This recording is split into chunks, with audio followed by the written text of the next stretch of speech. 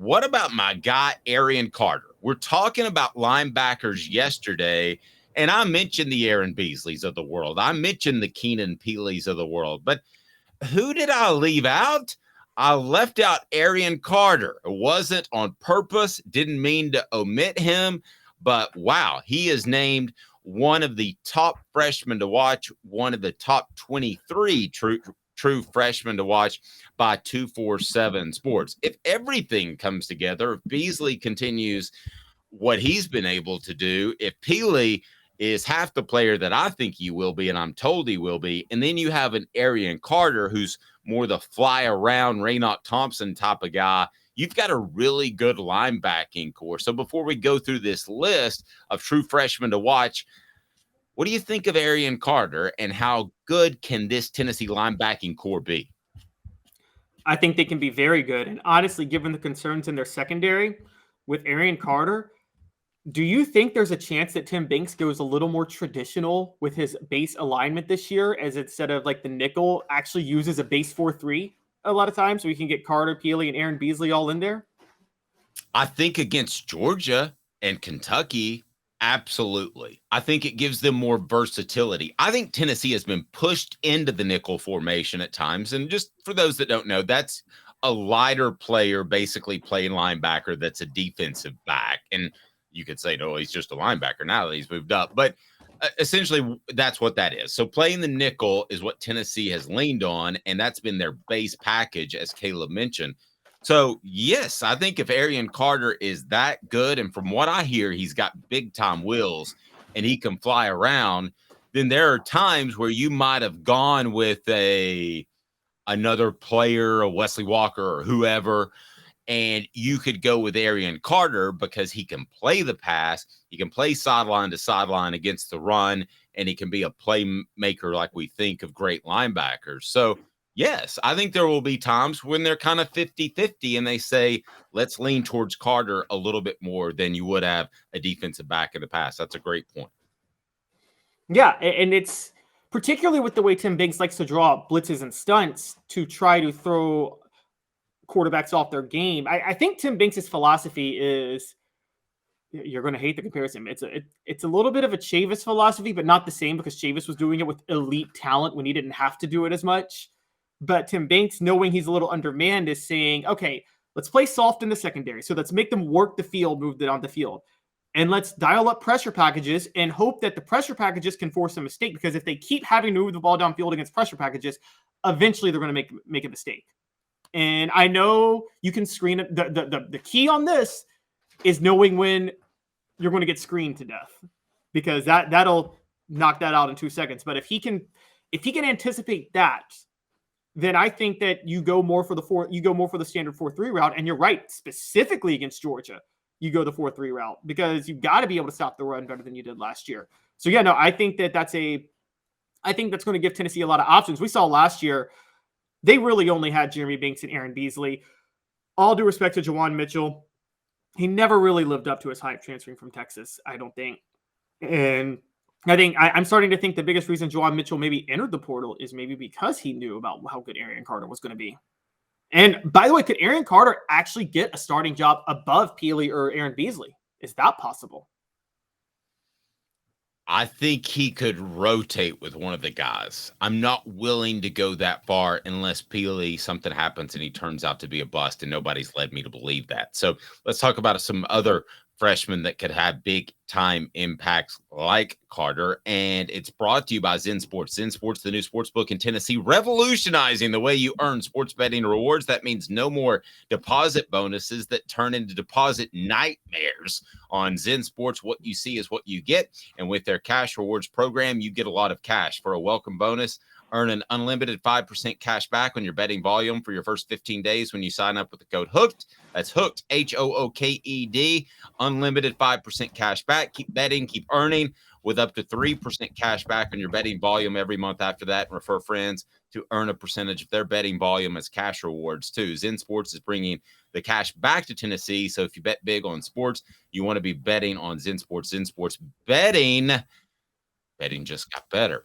So with Arion Carter, we think he's going to have an impact. Who else out of Tennessee's true freshman class, not talking about transfers, which tend to garner most of the headlines, but what other true freshmen do you believe can have an impact this season? I've always been of the mindset I'll see it when I believe it.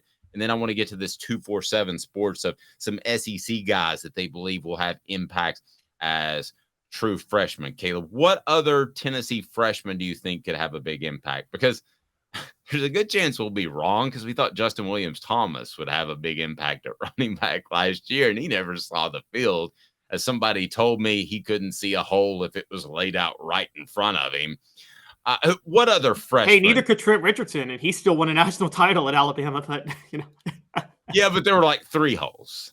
So he could go straight, step left, step right, and he's going to be all right. That offensive line was so massive. It was insane. All right, so I think this offensive line is going to be pretty good. I'm not ready to say it's of that ilk. What other Tennessee freshman could have a major impact this year in your mind, Caleb, before we take a look at the SEC incoming freshmen that 247 believes will have a big impact? Okay, so we've gone back to them a lot, but I'm going to go back to them again. I'm still very big on either Jordan Matthews or Ricky Gibson. One of those guys is going to start this year. I actually think I think if you were to set a betting line right now, I would say you make it more likely. You would set it at how many true freshmen start in the secondary. You would set it at 1 or 1.5. I mean, because I think Jordan Matthews or Ricky Gibson is almost a sure bet to start this year at cornerback, one of them. And I would lean towards Jordan, but I have no strong indication from the people I talked to within the program. I would lean towards Matthews. I think he's a little bit thicker, a little bit stronger, but I think that's a great pick, one of those 2 guys. Here's what 247. And we also prefer Louisiana kids because we're apparently Louisiana homers on the show. So I'm not. You are. Here's what 247 Sports had to say. Quote, "You had a feeling when Carter picked Tennessee over Alabama, the talented linebacker would have a chance to crack the balls projected too deep as a freshman, and that's the case. Per Go Balls 247, Carter won the Mr. Football Award in Tennessee's highest classification last fall as the state's Gatorade Player of the Year after a remarkable 2-way senior season, 92 tackles, 6 tackles for a loss, 3 sacks, 5 passes defended, 3 forced fumbles, 1 interception at linebacker, along with 1,100 yards rushing, 19 scores. Given Tennessee's youth movement at linebacker following heavy production losses, which would be Jeremy Banks, Carter plays the one position in Knoxville where an early impact is needed most. And frankly, even if Jeremy Banks was back for another year, they needed more production out of that position. Doesn't he sound like, given the fact that he was probably the best athlete on his team, ran for 1,100 yards? What does that remind you of? By the way, the Dante Stallworth Celebrate 98 video is up. It reminds me of those linebackers in the late 90s and early 2000s, more late 90s, because kids didn't want to change positions after about that time, despite the fact that it would be better for them. It reminds me of those guys that played running back and they were the best athletes on their team, and Tennessee would flip them to linebacker. Some knew before they got to campus, some did not. Dominique Stevenson, Al Wilson played running back. Raynoch Thompson played running back. I could go on and on and on. So you make that flip because they're a great athlete, but they also have an innate feel for playing within the tackle box, which is a special gift. So it makes me think of those type of cats where you're not just going out and get a guy who's mastered linebacker, but maybe is not the most physically gifted guy on his team. Does that make sense, Caleb?